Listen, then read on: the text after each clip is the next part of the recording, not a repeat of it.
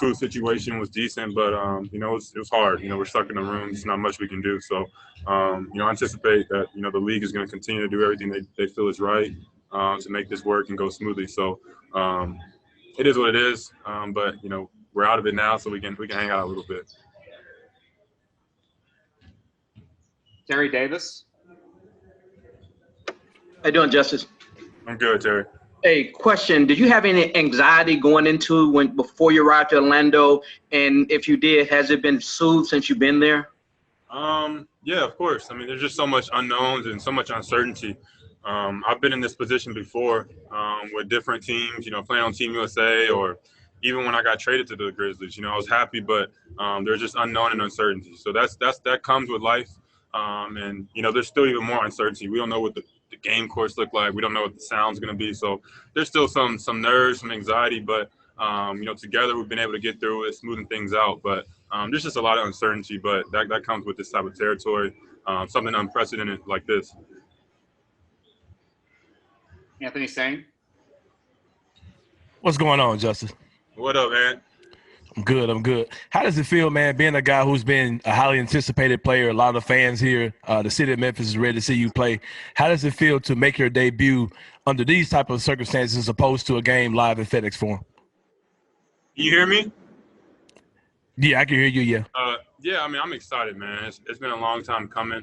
You know, I was supposed to be back that last game that got canceled in Portland. So it's been a long journey, but, you know, God doesn't make mistakes. So I'm excited. You know, this team has been great. It's been a breath of fresh air for me. And I'm just excited just to get on the court and battle with the guys. Clayton Collier. Hey, Justice, can you hear me? Yeah, I can hear you, Clay. Hey, so two quick things. First of all, how tough is that coronavirus test to actually have that swab going up your nose? And then second of all, just how good did it feel to finally get out of the hotel room today? It's not that hard. You know, I don't think they're going as high up the nasal as, you know, other tests.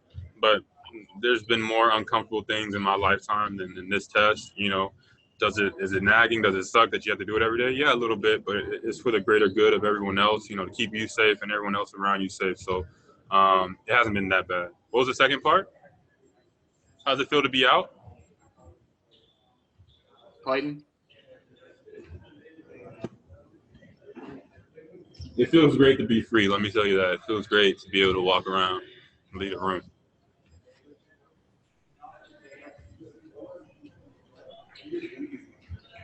Cassie Carlson. Hey, Justice. Can you hear me? Yeah, I can hear you. I think we've talked to you since this whole quarantine. So how did you kind of approach everything when you were at home? And also, how do you plan to keep the conversation around Black Lives Matter going while you're down in the bubble?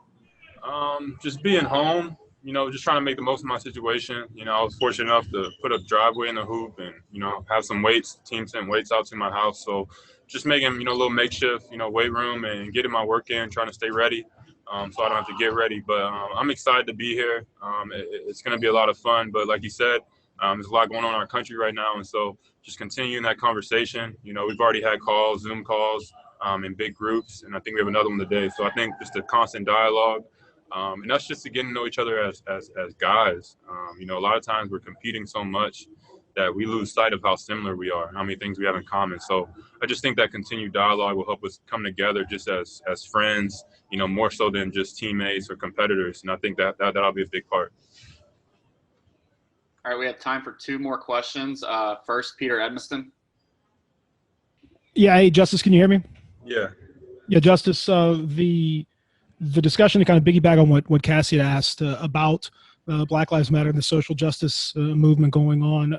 Within your mind, what was your thought process like about coming at all? Did you have any idea about maybe not coming, given what had happened? And I know you've talked a lot publicly about that difficulty. How do you kind of weigh the pros and cons of both sides of this?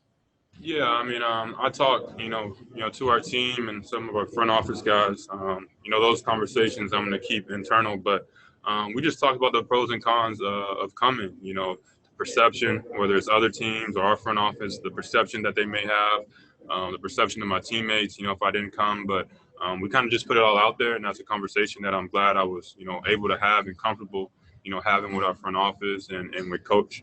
But, you know, we got to continue that fight. And I wasn't sure if me staying home was the best way to do it.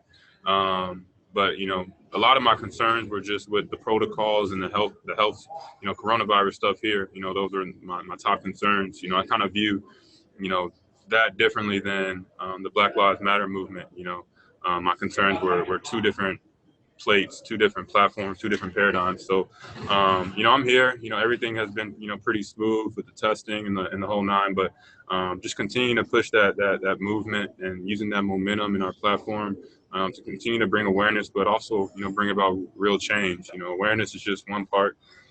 You know, bringing everyone aware, social media, newspapers, online, but getting out there in the streets and really, you know, creating change and creating new infrastructures and trying to correct the system. That's what, you know, is really going to matter. All right, last question, Mark Giannotto. Hey, Justice, can you hear me? Yeah, I can hear you, Mark.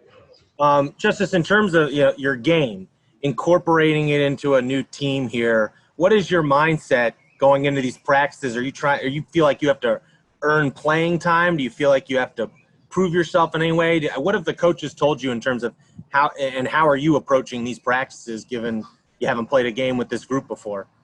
Really, I'm trying to just be myself.